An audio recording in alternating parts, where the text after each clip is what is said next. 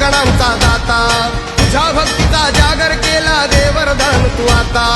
रूप निरखता भान हरपले सुंदर मंगल मूर्ती, नचा नचातून उठाणलेली आनंद